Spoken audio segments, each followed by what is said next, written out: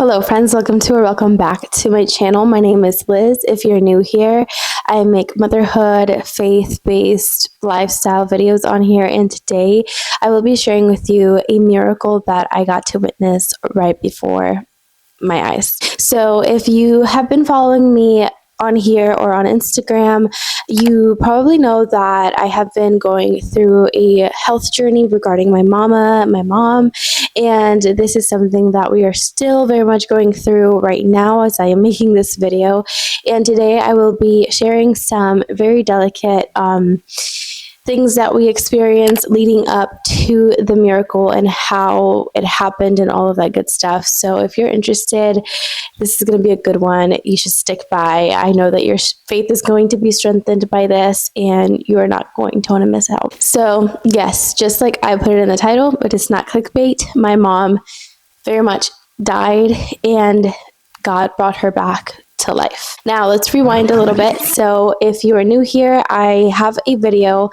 I think I titled it Pregnancy and Faith and something like that. I can link it down below where I explain what exactly my mom went through. So just a little recap. I do give more information on that video, but if you are brand new and you have no idea what's going on regarding my mom's health, she had 2 massive strokes in March of this year, leaving her in a coma/vegetative state. And we're going to kind of pick up from right there. I tried to not post as much regarding my mom or regarding like the grief that I am going through because I don't want that to be the focus of this channel. I want this channel to be a place of joy and just where mamas can just tune in here, or Christian girlies, and just learn from whatever the Lord is putting in my heart and my life experiences. But I cannot ignore the fact that this is something that I'm going through, and not just to grieve and share my emotions on here because I don't think I would ever really do that, but because God is working so many things in me, in my family, in my mom, that it's not just a matter of time until the miracle happens. Like, it's not a one-day thing. It's like every single day God is doing something new. And above all, this channel is faith-based, and I want to share this because I know that it will strengthen, like I said, your faith as you listen to this. So I cannot wait to get into this story with you. I also have shown some clips here and there on my Instagram, so if you don't follow me there, go over there and let's be friends.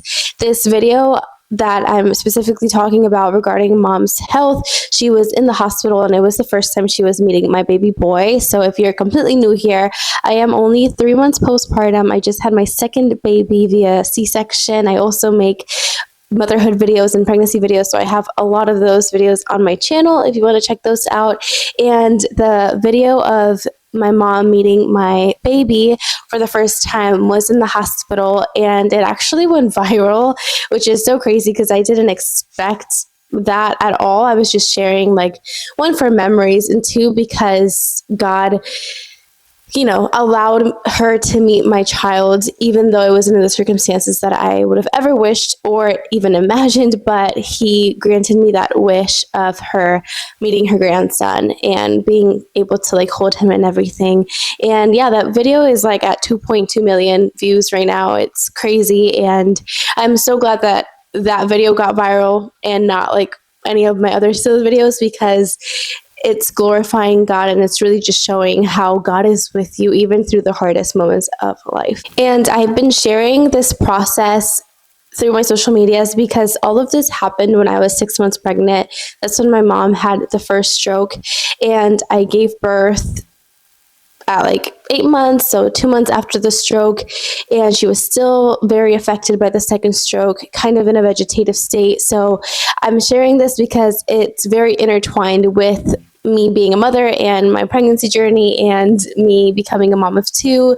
And obviously she's my mom, so it's just very relatable and very real to my life and very personal. So that's kind of why I'm sharing this, not just to inform people, because I don't think anybody needs to be kind of informed about this, but just because it's so intertwined with every other aspect of my life. I kind of hope that makes sense. So anyways, picking up from that first video, so mom had the first stroke and then she had another massive stroke a week after, or a week apart from that first stroke. So picking up from there, mom did not wake up from the procedure that they did, trying to get the clot out of her brain after the second massive stroke. I'm not sure if that's something that I shared on the first video, but I'm going to share it here. And so mom was kind of in a coma for about a month and a half. And even though she was in a coma, she would always kind of twitch or have some type of movement. So after this, mom had to be transferred over to a more skilled hospital because them not being able to successfully get the clot out of her brain caused her brain to swell. And thankfully, she was not declared brain dead or anything like that, but it was a very delicate situation that she went through. And this other hospital was basically going to see the neurologist there. They were very experienced in these cases, and they were going to see and evaluate my mom and see if she needed a brain surgery to help with the swelling. Thankfully, she did not need the surgery and it was not necessary, and they were able to get the swelling down with very strong medications. So after this, my mom was still not awake. So she was off sedation, but she was still not awake. And she always had like movements in her leg, in her hand. And conversation my brother had with all of us, like we were one of those days we were all like in the hospital, my siblings and I, my dad, my husband, and my brother said he had a conversation with my mom like years ago, because my grandma has also suffered from strokes, just not this severe. And my mom was telling my brother that if she was ever in a position where she was like in a coma or like vegetative state, that she was going to do everything in her power to let us know that she was still in there, for us not to like disconnect her or anything like that. And when my brother told us this, we were all like, whoa, like we all knew that her movements were intentional. And a lot of times when it comes to stuff like this, like the medical group, they are very like black and white. So they are not emotionally driven. Obviously, they have to be very black and white and just go by the books. And a lot of nurses and a lot of doctors even would tell us like, oh no, those are just like reflexes. Like her brain has suffered so much damage that is kind of just doing that as a reflex. It's not intentional movement. But something in my heart, and like, I feel like it was God, I just knew that it was intentional. So when she was transferred to this other hospital, the neurologists, they did all kinds of tests to see what type of damage she suffered in her brain, what area of the brain was damaged, all of these things, like every little thing that they could do to see how her brain was functioning now. And when I asked this neurologist if her movements were intentional, he was like, oh yes, definitely. Those are intentional movements. We can see that on the scans or whatever lab work or whatever they did. And it was such a relief because I was like, oh my goodness, like she is still in there. And she's letting us know like, hey, I'm here, like fight for me, like advocate for me. So she was in this state for a little bit, and things started to get a little bit worse in the sense of she was in the intensive care unit for this whole time. And because of all of the damage that was caused because of the strokes on her brain, she started having seizures. So thankfully, I think she only suffered from one seizure, and they were able to catch it on time, and they put her on medications for controlling the seizures. And to this date, she hasn't had any more seizures, which thank God. And I was actually there in the room visiting her when she had the first seizure, and it was just very traumatic to see my mom intubated and not looking much like herself because of all the sedation and all of the things that they had done to her, and at the same time like just start shaking and having a seizure, which I've never seen or experienced anybody have a seizure before, and especially not my mom. Now, if you watched my first video, I mentioned that my mom has never suffered from any illness or any sickness. Like, these strokes happened all of a sudden, very unexpectedly. So all of these health struggles are very, very new and very we are very unfamiliar with everything that is happening, so very new to us. Anyways, so after that seizure, they put her on Keppra, which is an anti-seizure medication, very strong. And like I said, thankfully, she has not suffered from any more. After that, they were kind of waiting to see if she would wake up by herself, because she was off sedation still, or if she would have any more movement, or if there was anything changing by herself, like if she was doing anything, like her body to change or to show signs of progress. And since she didn't show any signs of progress, they were pretty much sustaining her on oxygen with the intubator, and all of that. They warned us she might need a couple more interventions just to help her. And when it comes to like neurology, it's such a tricky thing, because it's not like when you break a bone and like they tell you it might take this long to heal. When it comes to like strokes, coma, vegetative states, all these things, like it's really up to the body and the person and ultimately God. And it's really like they don't know how long the person's going to take to recover, if they're going to recover at all, and all of these things. So it's a very big body of water of uncertainty. That's kind of how I like to put it.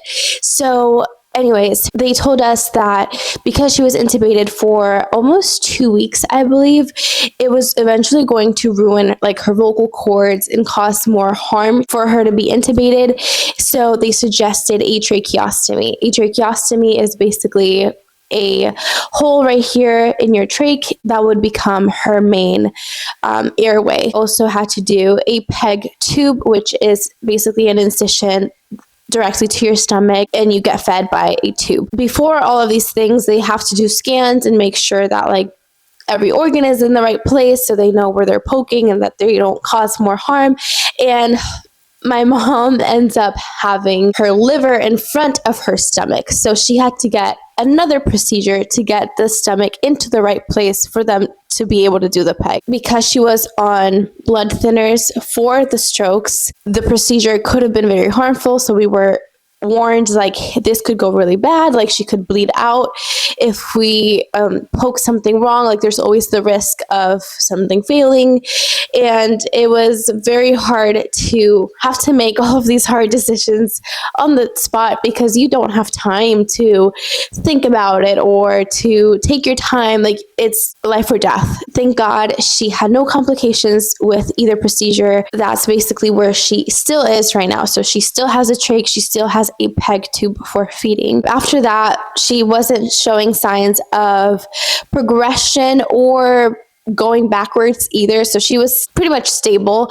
So there was no need for her to stay in this like special hospital, so they transfer her over to another hospital, and this is where we saw most of her recovery by herself. So her body started to just recover really well after this, and she did wake up and she was very aware. She went from like being in a coma, being in a vegetative state, to then going to the next level of whatever comes after that. I don't remember the medical term, but basically where she has normal sleeping patterns, she is moving, she is somewhat aware. So she was doing really well. She got to the point, I'm going to maybe insert it here somewhere, where she would recognize you. She wouldn't be able to smile or obviously talk, but she noticed that she had something on her throat. We would always explain to her and always just let her know what day it is and what happened, just so she's aware and so her brain knows what's going on. I would try to communicate with her by like our hands. So I would ask her very simple yes and no questions, and I would tell her just answer me with like this, yes or no? And she would. And she would also point to her nose, her eyes. When I would ask her to like point wherever I asked her to, she would also point to her like face and her hair and all these things. I taught her how to say I love you in sign language, and she would try and she would do it. And also like she would give high fives. So she got to a point where she was understanding, she was awake, like she was recovering really well neurologically. We were all just on a waiting game for her to get approved for like a good rehab place and all these things.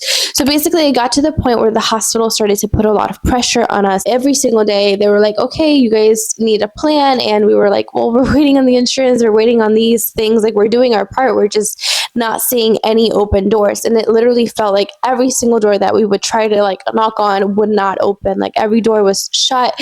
It was almost like impossible to get her to a good rehab place, to a skilled nursing facility where they would take her with her insurance, being a trach patient, being a PEG 2 patient. And basically the hospital started to get a little bit more aggressive, because that's what they do. Case managers started to get a little bit more harder on us, like started kind of giving us ultimatums, like if you guys don't take her home, then we're going to take like legal guardianship over her, and all of these things that just added to the stress and the grief and everything that was just going on. And unfortunately, we noticed really quickly how a lot of times here in the United States, patients are seen as a dollar sign and not as a human. Part of her body was completely paralyzed, and she was still in a very delicate position. Now, with all of this, my mom also got pneumonia and an infection in her lungs. So having the trach also caused a lot of secretion. Secretion is basically like mucus in her lungs. So she would have a lot of secretion and a lot of like mucus plugs, where the respiratory therapist would have to like every single day take care of her and, you know, suction her and do all these things, because she would get choked up badly. Like she was coughing up blood, she was coughing up a lot of mucus, and she was still having a lot of fevers because of like her neurological issues. So even though she was stable in the sense of she wasn't on a ventilator, they considered her stable. So we did not feel peace whenever they would talk about discharge, because of all of these things, like all of the secretion that she would have. One day she would be fine, the other she would have really high fevers. They would find another infection, like all of these things, like all of these little things would come up randomly. So we did not feel comfortable to discharge her. And obviously we were still waiting on her insurance, still waiting on a lot of other things to be aligned for her to get the actual care that she needed, the physical therapy, everything, like neurology, all of the things that she needed. So they kept putting pressure and pressure and pressure on us to take her home. And we would deny, and they would keep pushing and just treating us badly. Like we had an awful experience in this hospital. It got to the point that we did take her home. It was so much pressure. Like every single day I would get calls from the case manager, calls from the charge nurse. It was just so much pressure. And we tried holding it off for as long as we could, literally like 4 months almost.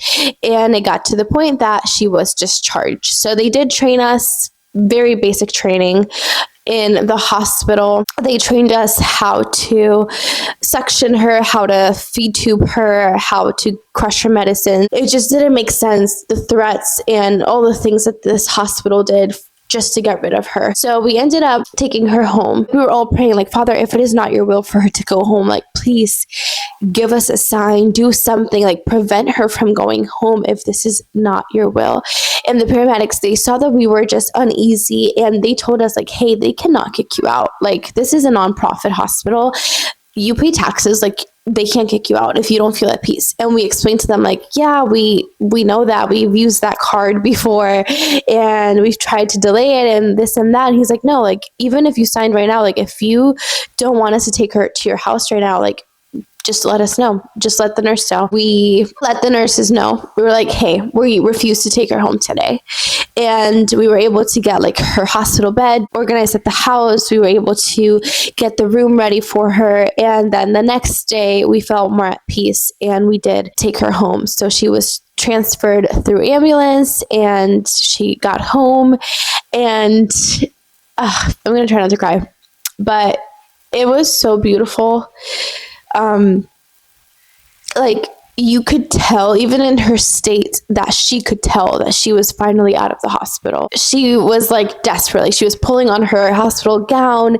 She was pulling on her hair. Like basically to me, it was like, I'm home. Like get me in the shower, clean me up. Cause like, I don't know about you, but when I'm at the hospital for whatever reason and I have to stay overnight, I cannot wait to go home and shower and get cleaned up. So imagine being in the hospital for 4 months, not having like a good home shower, not washing your hair, like all of these things. So I can only imagine the desperation and the relief that she felt at the same time. We got her situated. Everything was set at the house for her. It was the best few days of her being at the house with us. It was so good. Felt like a relief. We made it this far. She was able to just hear the kids or Leah running around or talking, and she was able to hold Lucas, and she knew how to hold him with her one hand that wasn't affected. It was very hard, like physically. She was bedridden. She couldn't like get up to use the bathroom or anything. So we had to do everything for her. We were basically nurses, CNAs, respiratory therapists. We were everything. We created like a board. Literally, it looked like a hospital room because I made a board with all her medications, her schedule, her feeding times, everything. She was so loved the time that she was here. She was so well taken care of. And it was a lot, but at the same time, we felt so happy that she was finally home with us. And my dad would sleep in the room with her, obviously, in a separate bed. And it was very hard days adjusting to everything. Mind you, I was a month and a half or 2 months postpartum. So it was a lot to adjusting to having a newborn and being a caregiver, and not just a caregiver, but a caregiver to someone that is bedridden, that you have to change, feed, give medicine, and also a trach patient. So you have to be suctioning and just very aware of her. And it was hard. Physically, it was very hard. 9 o'clock, 10 o'clock would hit and I would go to my room and I would be exhausted. My feet would be like hurting so badly because I would be on my feet all day, literally between chasing a toddler, changing a newborn, taking care of my mom, being a wife, taking care of the house, all the things. It was a lot. But at the same time, I was so happy that she was with us and that I could take care of her because I knew that nobody else would take care of her the way that I do. She's my mom, you know, the way that we do as a family. Like nobody else would love her the way that we do. So it was such a peaceful time as well. Around day 3, I believe that she is home and that we're, you know, we have a schedule, we have a routine going, and it's Father's Day. So I ordered gifts for my dad and for my husband, and they got here right on time. I made them breakfast, and we were having a good day, and everything was going well. And my husband wanted to visit his dad for Father's Day, obviously. So at this point, we hadn't left the house because we couldn't leave the house. You know, my dad and I were the ones that were mainly trained in taking care of her. And my husband would help like with feedings or with like taking her blood pressure, her vitals, like those things.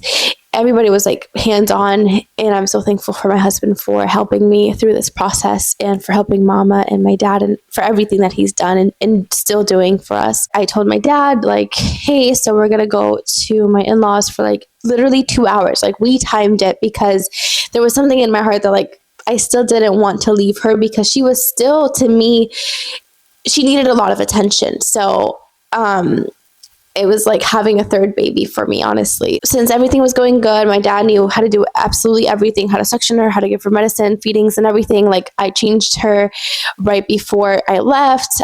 We gave her medications that were due at that time. We fed her. So like, she was good. She wasn't going to need anything until I would come back. And then at night she would need like the next things and whatever. We spend some time with my in-laws. My dad is at the house with my mom, obviously, because we weren't going to like leave her unattended. Someone needed to be with her 24/7. So my dad was with her. On the way back, I called my dad.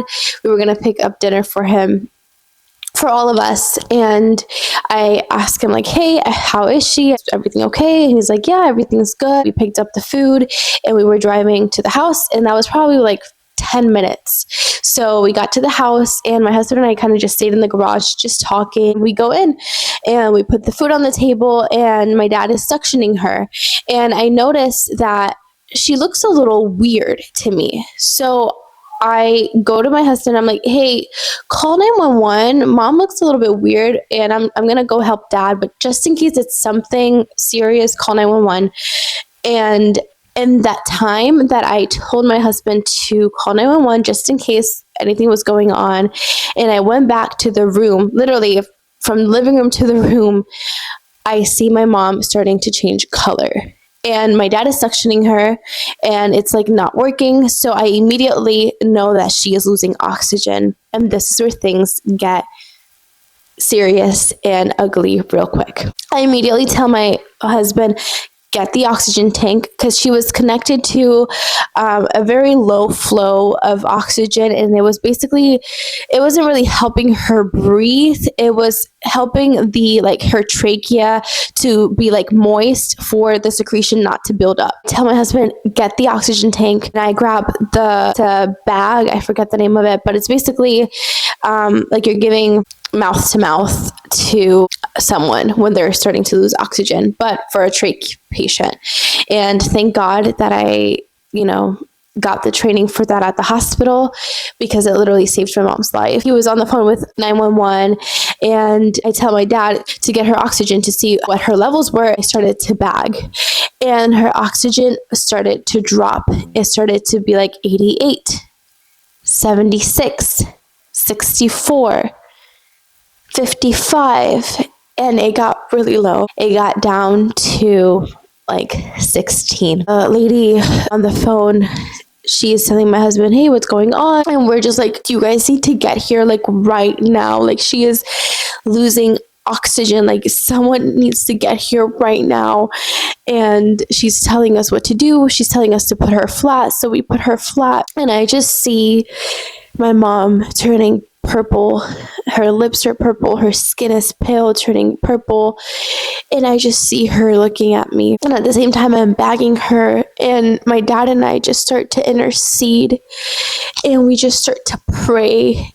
And we're like crying out to God. We're literally saying at the same time, like, God, we did our part. We're doing our part, but we can't do any more. Like, you have to do something. And immediately when we both cry out to God in that same time, basically saying the same thing, like, God, do something. Like, we can't do anything right now. Do something.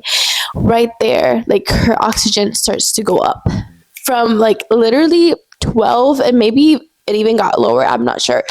It started to go up, and right there, EMS people, they got there and they kept bagging her, and her oxygen went up to like the 90s, which is amazing. And they kept it bagging, and they literally told us, like, you guys saved her life. You guys did everything that you were supposed to. You guys saved her life. She got transported to the hospital, and when we got there, we were waiting and just in shock of how everything was going so well, and all of a sudden, like, it was so traumatic. And this is where I really lost it. In the car, I was just really crying out to God and devastated, heartbroken, and I was crying, and I was just asking God, why? Like, why her? Like, she is serving you. She's a woman of God. Like, she is a godly woman. all of her plans, all of her thoughts, all of her intentions were literally to serve you, to be in ministry, something church related. Like, she has been an excellent wife, a great mother. Like, why her? And I was just angry. I was mad. I was devastated. We got to the hospital and they couldn't tell us a lot of information. They asked us to wait in a room, and it felt like a movie. It literally felt like a movie. You know that it's not going to be a good conversation when they put you in a room at a hospital. We were just waiting in shock of the trauma that we had just experienced, to literally see my mom dying in front of us in our hands. And then the doctor came in, and it was me, my husband, and my dad, and my brother was on the way to the hospital. She asked us to sit down, and she told us what had happened. She explained to us that we stabilized her at the house, and she was stable all the way to the hospital. Like, on the ride to the hospital, she was stable. And then when she got to the hospital, her oxygen started to drop again. She basically told us, like, we're doing everything in our power, but she's been without oxygen for 20 minutes. Do you guys want us to keep trying? And at this point, we told her, yes, do everything in your power. Do everything that you can. She was like, okay, we're going to keep trying. But she told us, but I'm going to be very honest with you guys. I don't think she's going to make it. My husband, my dad, and I, we held hands and we started to pray and intercede. In that prayer, I really thought, this is it. Like, my biggest fear, and this is something that I explained to the hospital multiple times, was because of her secretions that she would get a lot. My biggest fear was for her to be discharged and for her to lose oxygen, or to get a mucus plug and for us not to be able to get it, and for her to, go into cardiac arrest or something. My biggest fear literally happened, and she went into cardiac arrest. And now we were in a hospital room, and we were praying, and in the prayer, we were obviously declaring life over her. We were rebuking the spirit of death. We were doing everything in our power. During the prayer, my dad just kept praying, and I stayed quiet, and I really thought that was it. I was like, this is it. Like, my mom is dead. She's dead. Like, this is it. She's gonna come back in here. She's just gonna tell us that she's gone forever. And I started to pray for peace and for strength over us, because I really thought that was it. So I started to pray for that peace, and I was just thanking God for her life. I was thanking God for extending her life, because the last few months she had been through so much. But at least we were able to be with her. She was able to meet her grandson, and it was all kind of like this movie that was playing in my head of these last months and all the suffering and all the things that we had gone through, all the things that she had to go through, every procedure and just everything. But I was so thankful that the Lord had preserved her for this long after the hits that she had gone through. And I was just praying for peace. I was just praying for strength over my dad, for myself, for my siblings, for my husband, for everybody. Because I really thought the next time that the doctor would come in was to tell us, like, come say bye to her. And I kid you not, we were praying and interceding, and like, we stopped praying. We were just waiting. And my brother got there. We explained to him what the doctor had told us. And the doctor came in after, like, I don't know if it was like 5-10 minutes. I don't know. But she came in, and we were all like literally on our tippy toes. And she was like, she's good. We got a heartbeat back. We got a pulse back. Like, she's good. And she left again. And to us, that was the biggest sign of victory. It was like God literally answered our prayer. He heard us. After they got her stabilized, they gave us the opportunity to to see her before they would transfer her over to the ICU. She didn't look like herself. She looked dead. She was pale and all her veins were like popping, like you could see her veins, like very pale. Her eyes were like, they kept like rolling back. Her arm that was tense due to the stroke was like completely relaxed. I felt like we were just seeing el cadáver de mi mamá, but she was alive. She had a pulse, she had a heartbeat. We held her hand. She was cold, and we told her, "Hey mama, we're here. You're so strong. God is with you. We love you." And she got transferred over to the ICU.